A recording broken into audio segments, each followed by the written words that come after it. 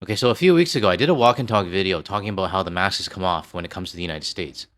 And you know it's pretty bad when 63 out of 83 countries surveyed said that they would rather choose China over the United States. So the mask didn't just come off for us Canadians, it came off for the rest of the world as well. Now, is your country going to be one of these 63? We'll find out later. But I can 100% say that Canada is in the 63. So I'll talk about this article in this video, but before I start, I want to set the tone and remind everybody what the current sentiment is right now when it comes to the United States. And the first clip I have is from HackD, who posted this on my subreddit, who is also one of my moderators. And I just want to show this video to everyone.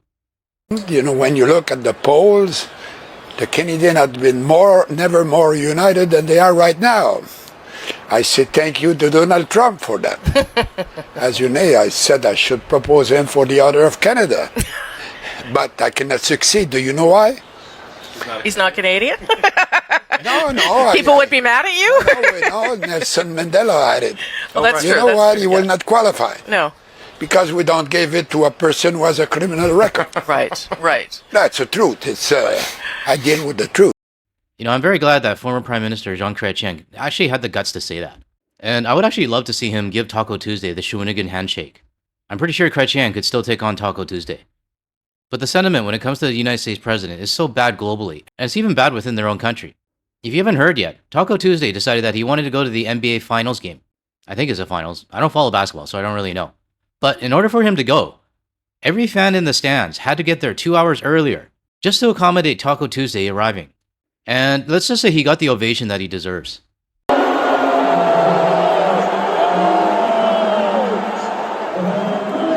Now, if you think that was bad, he actually fell asleep.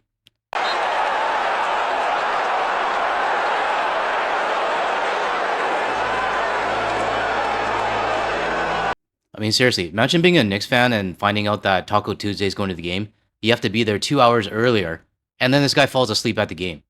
Yep, this is the quote-unquote leader of the free world. And to be honest, it's kind of a good representation of the United States right now. So we'll talk about the survey results in a minute. But before we do, stick around to the very end because I have another Canadian content creator whose message, it really resonates with me.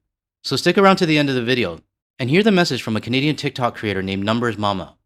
Okay, let's get started on this article. And this article is titled, Major Study Shows World Sees USA as Biggest Threat and Prefers China. Strange times we live in, eh? Anyways, I'm going to read this out for everybody, for anyone that's just listening or for the visually impaired.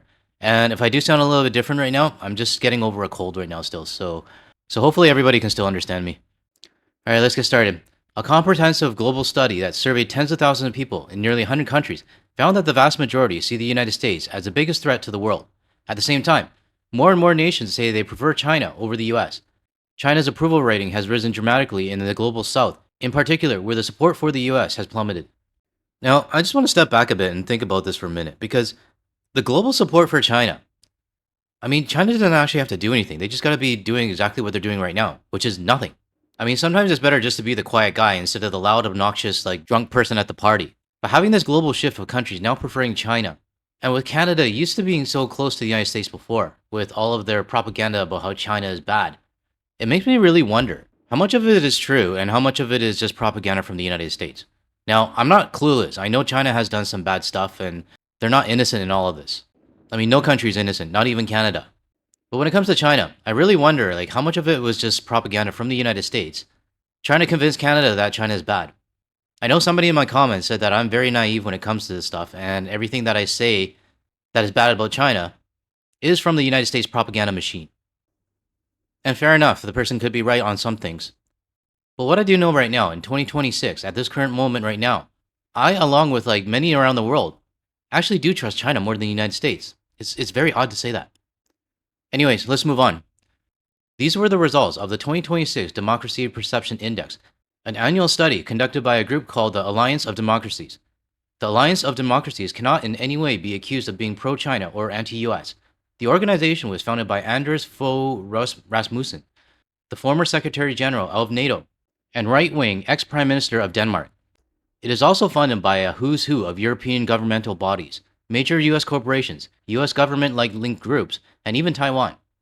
Some of the organizations that finance the Alliance of Democracies include Palantir, ooh, I don't like that one, Microsoft, the EU's European Endowment of Democracy, the right-wing Atlas Network, the US government-sponsored Freedom House, and the Taiwan Foundation for Democracy.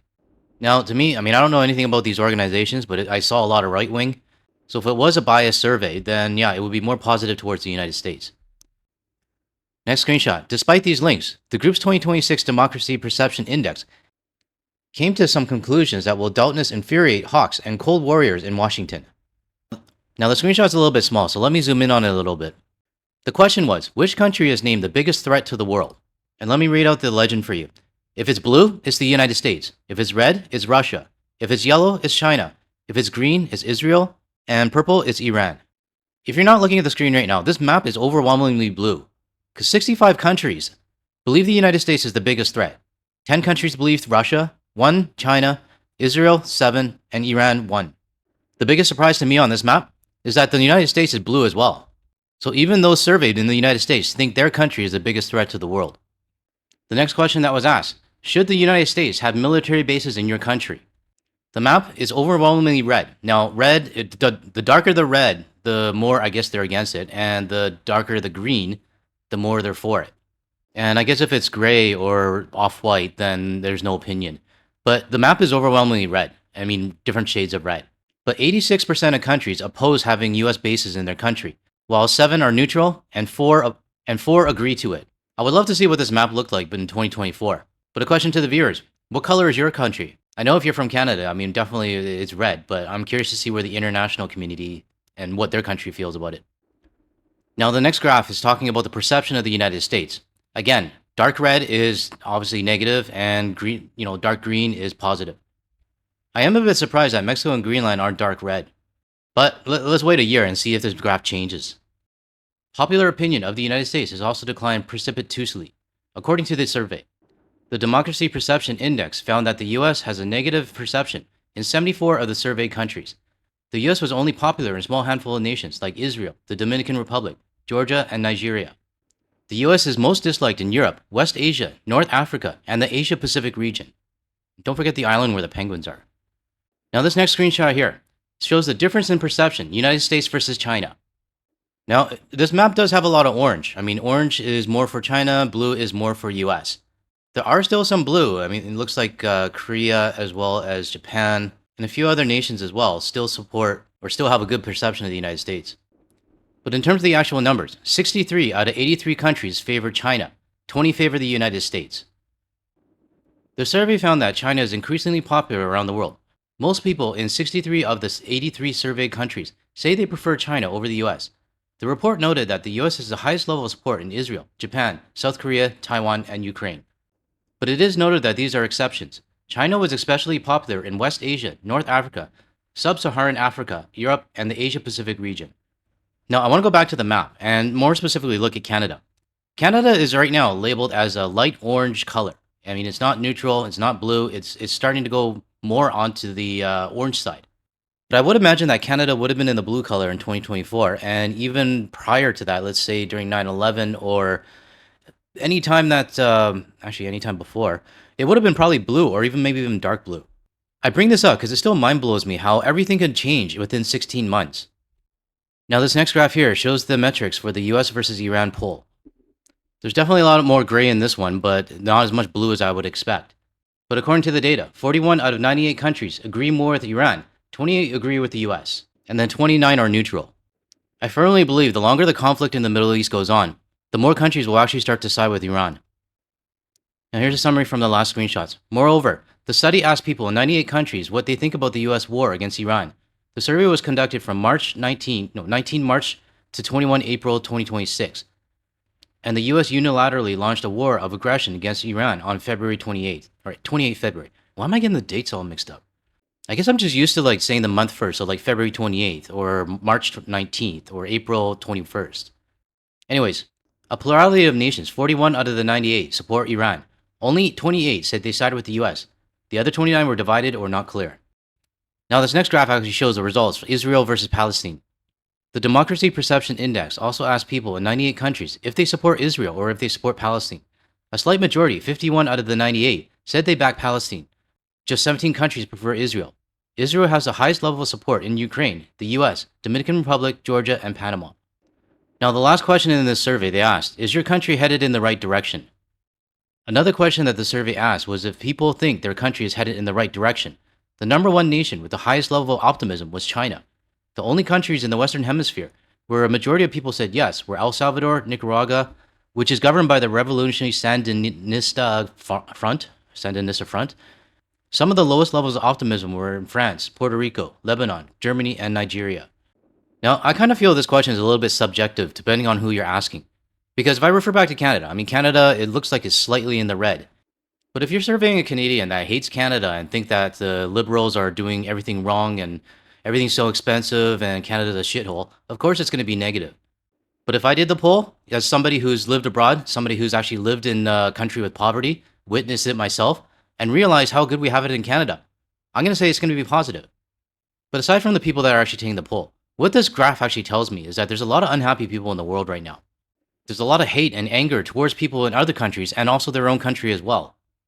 But what I have noticed, and this is just my observation, ever since Taco Tuesday got into office in 2016 or 2017, the hate and anger has been a lot more louder, not just from the United States, but globally. And it sucks that we're in a society now where it's openly acceptable to hate another group, or be as vile and racist as we want. And what really pains me the most, I'm just going to focus on Canada because that's where I'm from. It pains me to see the amount of Canadians that are taking our country for granted. And I want to show a video clip from a Canadian TikTok creator named CatchFire. Because the message that she has in this video, it resonates with me a lot. I'm going to play this one straight through. I love Canada. I love Canada in a way that I didn't know was possible. Even last year. I am realizing how much I have taken for granted my entire life. And it's really sad that it took watching other people's freedoms get stripped away for me to truly appreciate what we have here. And what we have in Canada is not because of who is in government. It's not because of, who's the leader of any particular party that you align with.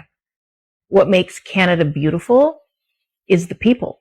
It's us. It's the community that we have, for the most part. I was reminded of this today. Probably wouldn't have moved me in the past the way it did today. But I was going to the grocery store, just going to pick up a few things for dinner. I pulled into the parking lot, saw a spot that I wanted. There was a pedestrian who was trying to cross in front of me, who was coming out of the grocery store. They saw what I was trying to do. He let me go, waved me on. I said, thank you. It was really nice of him. And I pulled into my spot.